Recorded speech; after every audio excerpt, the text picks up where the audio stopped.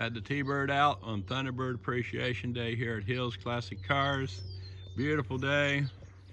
I just walk around. I just took a ride. Got it out from winter storage. I'd had it started before.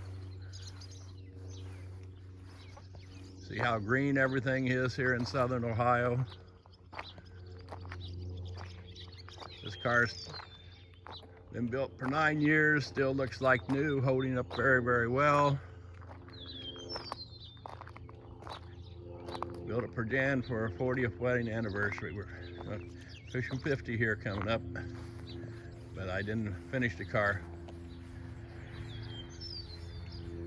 until 9 years ago. And we've driven it probably 12,000 miles right at that in that 9 years. So just cruising around home mainly, but made a trip to Memphis, Knoxville, Hilton Head, some other places. So there we are, Thunderbird Appreciation Day.